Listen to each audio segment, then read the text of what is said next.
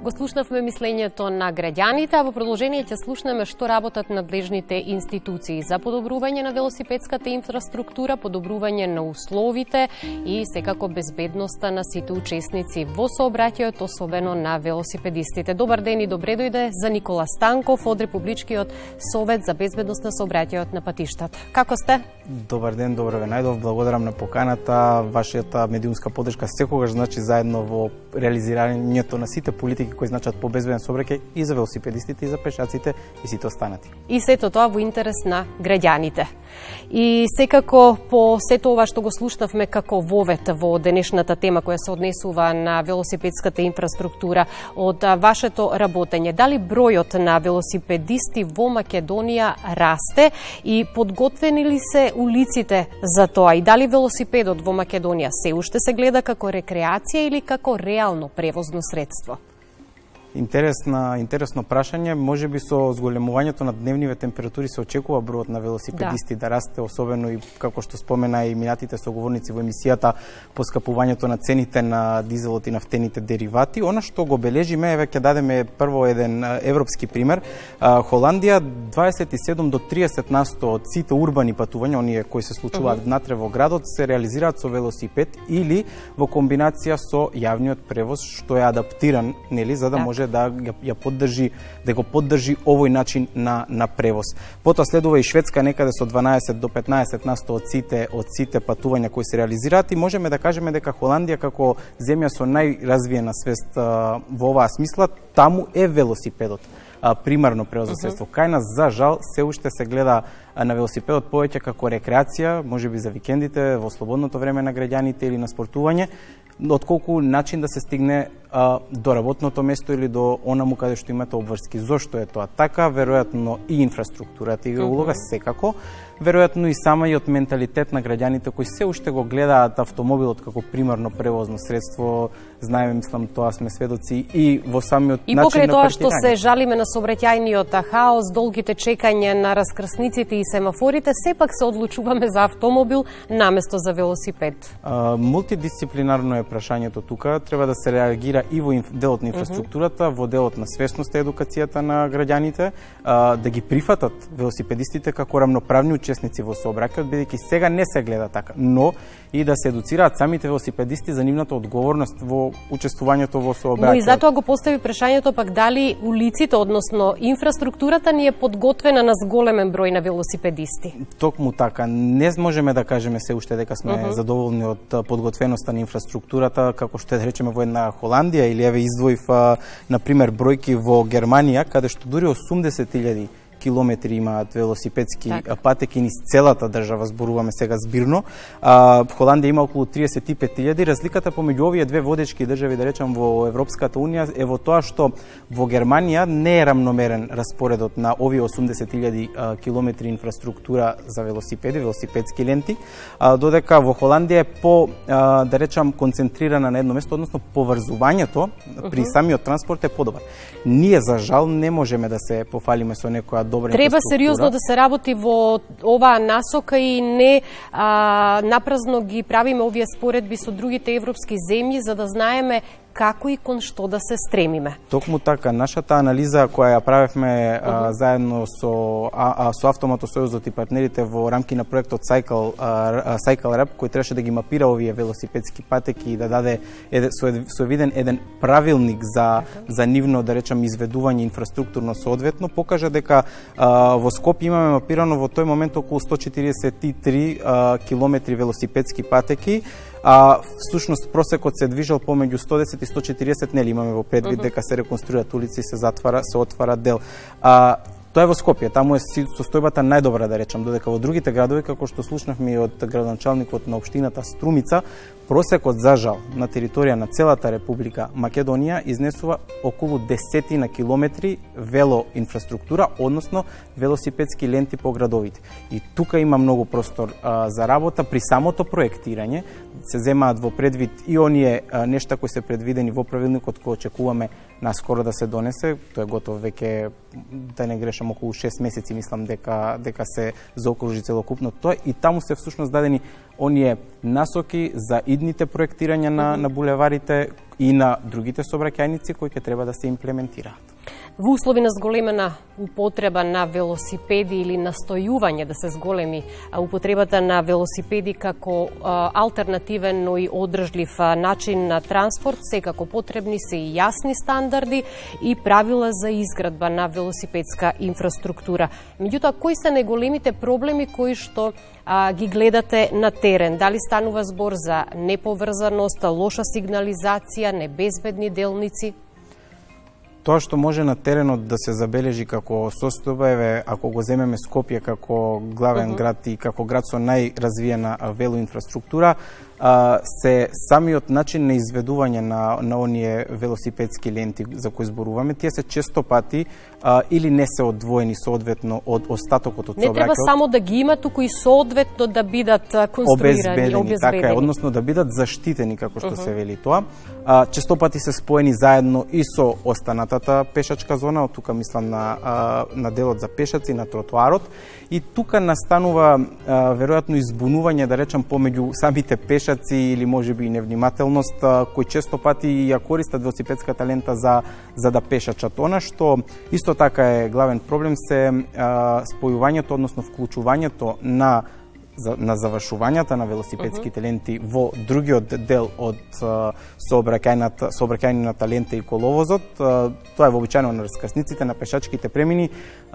Тука веќе се работи на воведување на оние што ги нарекуваат слеани рабници, односно да може велосипедистот безбедно да се вклучи. Тука сме кај безбедност и опасностите. Колку е опасно кога велопатеките се прекинуваат на раскрсници и критични точки? Токму така, значи раскрсниците, прекинувањето, односно завршувањето на велолентата и неговиното продолжување на коловозот, на другиот дел од сообраќајната лента кој може да биде одделен, да речам, со посебна сообраќајна лента, или пак се движат по коловозот најблиску до работ, како што е законски определено, е се едни од главните места каде што се случуваат овие незгоди, да речам, кои настануваат помеѓу велосипедистите и останатите учесници во сообраќајот, лицата кои управуваат со автомобили или пешаците. Зошто е тоа така? Веројатно невнимателноста игра улога доволно, како што веќе кажав, непочитувањето на самите велосипедисти како рамноправни учесници во сообраќајот, но морам да напоменам дека забележуваме во последно време многу голем број од оние лица кои управуваат со велосипед, а тоа го користат за работа, за доставување на различни достави за храна, за пратки и така натаму, особено ги кршат сообраќајните правила и прописи и управуваат со велосипедот на особено ризичен начин и за себе и за останатите учесници во сообраќајот. Голем дел од нив знаат дека на пешачки премин, кога нема дополнителна велосипедска лента на самиот пешачки премин, таа вообичаено е одбележена со црвена боја и со соодветна хоризонтална сигнализација, тие треба народски да го туркаат велосипедот за да поминат. Тие наспроти тоа се пробиваат помеѓу пешаците и на тој начин создаваат и крајно небезбедна околина за себе прво, а и за пешаците како останати учесници. Истото се случува и на раскрсници. Да, веќе сме кај почитување на правилата за безбедност во сообраќајот и тука би се надополнила и надоврзала дали возачите рековте дека не ги почитуваат доволно велосипедистите како рамноправни учесници во сообраќајот, меѓутоа од друга страна пак се поставува и прашањето дали велосипедистите доволно ги почитуваат правилата да бидат транспарентни во смисол на светла, рефлектирачка опрема, возење на соодветно место, а не само каде што ќе најдете соодветен или празен простор. И двете страни треба подеднакво да ги почитуваат сообраќајните правила и прописи. Така е, тука треба да станува збор за почитување на веќе воспоставените законски рамки и законски обврски кои ги имаат велосипедистите како рамноправни и најранливи учесници во сообраќајот. Тоа е да бидат соодветно одбележани на предната страна од велосипедот, треба да имаат бело светло кое ќе биде активно во текот на вечерните часови, на задната страна црвено светло, црвен ката диоптер, оние знаете рефлектирачки светла кои се поставуваат на велосипедот, соодветно и педалите на самиот велосипед треба да имаат жолти рефлектирачки светла и тоа се многу убаво пропишано во законот. За жал колку тие нивни превозни средства ги исполнуваат овие стандарди, можеме да видиме и самите на терен во ноќните часови. Во текот на вечерните часови, ние и во рамки на нашите кампањи делиме оние рефлектирачки ленти кои ги носат самите велосипедисти на нозете да бидат повидливи, за кога ќе наближува автомобил да има увид дека пред него се наоѓа велосипедист, не ги почитуваат до крај, не се обележани, иако треба да носат и рефлектирачка облека во текот на по-темните часови. И тука некако доаѓаме и до мерките и всушност кои мерки би зголемиле безбедноста, ама најбрзо? Дали станува збор за повеќе патеки, поголема контрола, па и едукација? Кратко. Дефинитивно треба да се подобри инфраструктурата, веќе се работи на тоа. Едукацијата е важна. Прво треба велосипедистите да разберат дека го носат својот живот во ризик со неодговорното однесување. Потоа ги загрозуваат и останатите учесници. Тука највеќе уште еднаш сакам да апелирам на оние лица кои управуваат во работна смисла со велосипедот, односно работат, доставуваат. Размислете како го управувате вашиот велосипед, бидејќи многу малку треба за незгода. Од другите системски мерки, секако воведувањето на зоните на смирен сообраќај, каде што знаеме дека 30 е ограничувањето во урбаните јадра, 30 км на час, ќе ги намалат бројот на незгоди во кои, да речам, страдат велосипедисти. И само еден момент, ако имаме време, би сакал да споделам дека зошто е важна и едукацијата како последна, тоа е некои бројки кои ги имаме за 2025 заедно со добиени од Министерството за внатрешни работи. Бележиме 5 лица кои загинале како велосипедисти учесници во 25-та година, од кои 4 лица биле над 65 години, а едно лице било од 51 година до 64. Ова значи дека можеби треба да поработиме со повозрастната публика која учествува на овој начин во сообраќајот. Тие веројатно си постари, малку со поспори рефлекси, можеби треба малку повеќе да ги едуцираме, тие се учени на едно друго време веројатно, така што системски пристап преку едукација, кампањи и подигнување на свеста за разбирање на нивната улога во сообраќај. Само накратко, кога сме кај едукацијата, да кажеме неколку збори и за оние кампањи и активности кои што ги реализира Републичкиот совет за безбедност и сообраќај на патиштата за поголема безбедност на велосипедистите и каков ефект имаат овие активности? Минатата година имавме многу активна кампања за насочена кон велосипедистите и лицата кои управуваат со лесни превозни средства, тука мислам на електричните тротинети. Се подигнува свеста, еве и особено кај она, да речам, адолесцентна група на учесници во сообраќајот од 20 до 30 години, разбираат својата улога и ризиците. И оваа година, еве, можам да најавам дека веќе од почетокот на следниот месец, од оваа среда, ќе започне новата етапа од кампањата со доаѓањето на пролетта и ќе бидеме присутни на терен, каде што преку едукативни материјали за нивните обврски и права како учесници, преку делење на светлосна сигнализација, оние светла кои ги споменав претходно за нивните велосипеди, преку делење на најразлични други материјали помошни, како што спомнав, рефлектирачки ленти со звончиња, со чија помош исто така ќе се зголеми нивната безбедност во сообраќајот, така што пак ќе кажам, улогата е на сите нас, заеднички да се допринесе и тие да разберат својата одговорност и возачите да ги прифатат нив дека тие се сообраќајна реалност и да ги почитуваат на таков начин, а овие првите да дадат причина дека почита вреди.